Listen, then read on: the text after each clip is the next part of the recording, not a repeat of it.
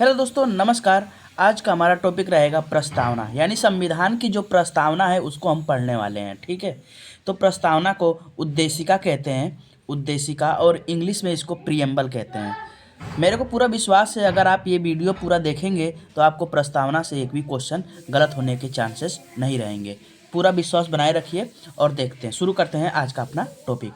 तो प्रस्तावना, इसको उद्देशिका भी कहते हैं और प्रियम्बल के नाम से भी जानते हैं। जो प्रस्तावना है ये संविधान की भूमिका है, यानी इसमें पूरा संविधान का सार तत्व इसमें मिलता है प्रस्तावना के अंदर। ठीक है। प्रस्तावना का आविर्भाव यानी कि उदय उदय कैसे हुआ कि पंडित जवाहरलाल नेहरू जी ने 13 दिसंबर 1946 को संविधान सभा में एक उद्देश्य प्रस्ताव रखा, यानी ड्राफ्ट बना के तैयार किया और उसको संविधान सभा के सामने प्रस्तुत किया। ठीक है। और उसको प्रस्तुत किया और वही उद्देशिका कहलाया। और जब इसी उद्देशिका को 22 जनवरी 1947 को पारित कर दिया गया तो यही प्रस्तावना कहलाया। ठीक है। तो इसीलिए इसका उद्देशिका नाम पड़ा प्रस्तावना, और इंग्लिश में प्रीएम्बल कहते हैं। इतना समझ में आया। जो हम लोग की प्रस्तावना है दोस्तों, ये प्रस्तावना यूएसए यानी अमेरिका से ली गई है। कहाँ से ली गई है? अमेरिका से ली गई है। ठीक है। और ये प्रस्तावना की भाषा क्या है? प्रस्तावना की जो भाषा है वो ऑस्ट्रेलिया से ली गई है। प्रस्तावना तो ली गई है यूएसए यानी अमेरिका से, और जो उसकी भाषा है ऑस्ट्रेलिया से ली गई है। ठीक है। प्रस्तावना में मात्र एक बार संशोधन हुआ है, मात्र एक बार। 42वां संविधान संशोधन 1976 में हुआ। और प्रस्तावना में 3 शब्द जोड़े गए। कौन कौन से जोड़े गए? समाजवादी, पंथनिरपेक्ष और अखंडता। समाजवादी, पंथनिरपेक्ष, अखंडता। इससे क्वेश्चन बार बार पूछता रहता है, और जहाँ तक मेरे को उम्मीद है आपको भी ये क्वेश्चन पता होगा, क्योंकि ये बहुत सिंपल है। अगर आप तैयारी कर रहे हैं, सही दिशा में हैं, तो आपको ये फैक्ट्स पते होंगे। ठीक है। और यहाँ पे देखते हैं आगे की ओर क्लास में। तो यहाँ पे एक नोट है, जो स्वतंत्रता शब्द है, स्वतंत्रता यानी फ्रीडम, वे कहाँ कहाँ पे यूज़ किया गया है पूरे संविधान में। तो अनुच्छेद 1922 में प्रस्तावना दिखता है, 19 से 22 अनुच्छेदों में। और ये प्रस्तावना 4 अनुच्छेदों में दिखता है। 19 हो गया, 20 हो गया, 21 हो गया, 22 हो गया। ठीक है। ये 4 अनुच्छेदों में प्रस्तावना स्वतंत्रता दिखती है। और जो आर्टिकल जो 19 है, यानी अनुच्छेद 19 है, उसमें भी 6 प्रकार की स्वतंत्रता दिखती है। और जो प्रीएम्बल यानी प्रस्तावना है, प्रस्तावना के अंदर 5 प्रकार की स्वतंत्रता देखने को मिलती है। अभी हम लोग इसको संविधान पढ़ रहे हैं तो इसमें देखेंगे। तो 19 से 22 में 4 अनुच्छेद हैं जो स्वतंत्रता से संबंधित हैं, और 19 में केवल 19 अनुच्छेद में 6 प्रकार की स्वतंत्रता है, और प्रस्तावना में 5 प्रकार की स्वतंत्रता है। ठीक है। इसको ध्यान रखेंगे। अभी हमने क्या पढ़ा? अभी हमने ये पढ़ा कि जो उद्देशिका है, उद्देशिका को भूमिका कहते हैं। पंडित जवाहरलाल नेहरू जी ने इसको 13 दिसंबर 1946 को संविधान सभा के सामने रखा, और इसी को उद्देशिका कहा गया। और इसी उद्देशिका को 22 जनवरी 1947 को पारित कर दिया गया, तो ये प्रस्तावना बनी, यानी प्रीएम्बल।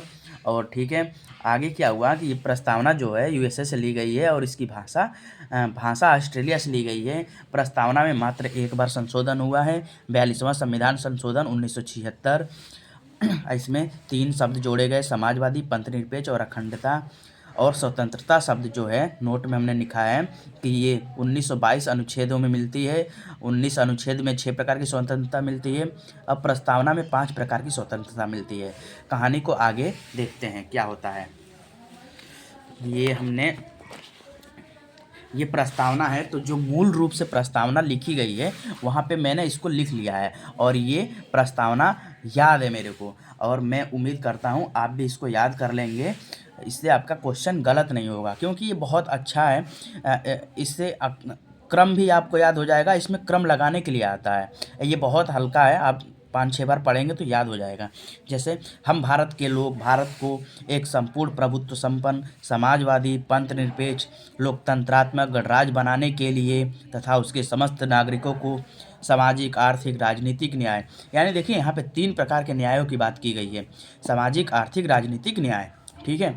फिर देखिए 5 प्रकार की स्वतंत्रता, हमने वहाँ पे स्वतंत्रता शब्द पढ़ा था, तो 5 प्रकार की स्वतंत्रता थी, तो यही 5 प्रकार की स्वतंत्रता है। विचार, अभिव्यक्ति, विश्वास, धर्म और उपासना की स्वतंत्रता, प्रतिष्ठा और अवसर की समता प्राप्त कराने के लिए तथा उन सब में व्यक्ति की गरिमा तथा राष्ट्र की एकता और अखंडता सुनिश्चित करने वाली बंधुता बढ़ाने के लिए अपनी इस संविधान सभा में आज दिनांक 26 नवंबर 1949 मिति मार्गशीर्ष शुक्ला सप्तमी संवत 2006 को एतद् द्वारा इस संविधान को अंगीकृत, अधिनियमित और आत्मार्पित करते हैं। ठीक है, यहाँ पे हम लोग को क्या याद करना है, 3 प्रकार के न्याय है, सामाजिक, आर्थिक, राजनीतिक न्याय, इसको नहीं भूलना है।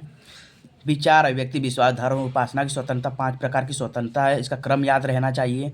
इसका क्रम नहीं याद रहे तभी भी चलेगा, लेकिन इसको कौन कौन सी न्याय की बात की गई है याद रखना चाहिए कि समाजवादी, सामाजिक, आर्थिक, राजनीतिक न्याय, और 2 प्रकार की समता है यानी समानता है, प्रतिष्ठा और अवसर की। और देखिए किस दिन संविधान को अंगीकृत किया गया, ये डेट याद रहनी चाहिए, 26 नवंबर 1949। इसी दिन संविधान दिवस मनाया जाता है, आपको भी याद होगा। और क्या पूछता है कि जो इसका क्रम पूछ देता है, तो संपूर्ण प्रभुत्व संपन्न समाजवादी, पंथ निरपेक्ष, लोकतंत्रात्मक और गणराज्य, ये 5 शब्द हैं। तो इसमें क्रम पूछता है कि ये पहले आया कि ये पहले आया कि पहले ये आया कि पहले ये, तो आपको याद रहेगा तो पहले आप कर लेंगे। तो ये देखिए यहाँ पे संपूर्ण प्रभुत्व संपन्न समाजवादी, पंथ निरपेक्ष, लोकतंत्रात्मक, गणराज्य, तो पहले संपूर्ण प्रभुत्व संपन्न आ रहा है, फिर समाजवादी आ रहा है, फिर पंथ निरपेक्ष आ रहा है, फिर लोकतंत्रात्मक आ रहा है, फिर गणराज्य आ रहा है। यहाँ पे आपको एक और बात ध्यान रखने योग्य है, क्योंकि जो ये समाजवादी शब्द है, समाजवादी और पंथ निरपेक्ष, ये 42वां संविधान संशोधन द्वारा जोड़े गए हैं। तो मूल संविधान में ये वाला समाजवादी और पंथ निरपेक्ष नहीं था, तो यहाँ पे इसका क्रम आ जाएगा। ये भी पूछ देता है कि मूल संविधान में प्रस्तावना में क्या क्या शब्द थे, तो संपूर्ण प्रभुत्व संपन्न, लोकतंत्रात्मक और गणराज्य थे, और ये दोनों नहीं थे, समाजवादी और पंथ निरपेक्ष। तो आपको पूरा डाउट क्लियर हो गया होगा। तो और देखते हैं आगे इसको क्रम के द्वारा। यहाँ पे देखिए जो प्रस्तावना है, प्रस्तावना की जो प्रकृति है, उद्देश्य है और तिथि है इससे संबंधित, यानी प्रकृति यानी कि प्रस्तावना अपने मूल रूप में ऐसी है, संप्रभु है, समाजवादी है, पंथ निरपेक्ष है, लोकतंत्रात्मक है और गणराज्य है, और इसके द्वारा इस चीज़ों को प्राप्त करने की कोशिश की जाती है, यानी न्याय दिलाना, स्वतंत्रता दिलाना, समानता, एकता, अखंडता और बंधुता की बात इसमें की गई है। यही इसका मूल दर्शन भी है। ठीक है, आप इसको याद कर लेंगे। और देखिए क्रम है, यही सब पूछता है, संपूर्ण प्रभुत्व संपन्न समाजवादी, पंथ निरपेक्ष, लोकतंत्रात्मक, गणराज्य, और ये जो उद्देश्य है, न्याय, स्वतंत्रता, समानता, एकता, अखंडता, बंधुता। आप देखेंगे कि राजनीतिक दल के नेताएं भी इन्हीं सभी शब्दों का इस्तेमाल करते हैं अपनी राजनीति को चमकाने के लिए। ठीक है, और संविधान को जब अंगीकृत किया गया तो कौन सी तिथि थी, तो 26 नवंबर 1949 को इसको अंगीकृत, आत्मार्पित किया गया। ठीक है, कुछ और देखते हैं हम लोग। प्रस्तावना से जुड़े केस, यानी कि प्रस्तावना से कौन कौन से केस जुड़े, तो एक बेरूबाड़ी वाद हुआ, यानी केस हुआ 1960 में। इसमें प्रस्तावना जो है, प्रस्तावना को कहा गया कि संविधान का भाग नहीं है, अतः इसमें संशोधन भी नहीं हो सकता। यानी कि पहले जो संशोधन से बात की गई कि जो प्रस्तावना है इस संविधान का भाग ही नहीं है, तो भाग नहीं है, तो इसलिए अतः इसमें संशोधन नहीं होगा। ठीक है, फिर बाद में एक और केस हुआ, केशवानंद भारती केस, बहुत बड़ा केस था ये, 1973 में हुआ। इसमें प्रस्तावना जो है, प्रस्तावना को संविधान का भाग माना गया और कहा गया जब प्रस्तावना संविधान का भाग है तो इसमें संशोधन भी हो सकता है, परंतु इसका जो मूल ढांचा है उसको परिवर्तित नहीं किया जा सकता। मूल ढांचा में परिवर्तन किया ही नहीं जा सकता। अब मूल ढांचा समय समय पर सुप्रीम कोर्ट बताएगी कि क्या मूल ढांचा है। फिर बाद में ये 73 का केस है, फिर 76 का समय आया तो 42वां संविधान संशोधन, कॉन्स्टिट्यूशन अमेंडमेंट 1976 को संशोधन हुआ और 3 शब्द जोड़े गए, समाजवादी, पंथ निरपेक्ष और अखंडता शब्द इसमें जोड़े गए। ठीक है, समझ में आया। फिर एक और यहाँ पे बेरूवाड़ी विवाद हुआ था, फिर केशवानंद आया था। बेरूवाड़ी कब हुआ? 1960 में। केशवानंद 1973 में। इसमें भाग माना, इसमें नहीं माना था, ठीक है। फिर बम्बई केस हुआ, बम्बई केस 1994 में। इसमें भी प्रस्तावना को संविधान का भाग माना गया। फिर LIC केस हुआ 1995 में।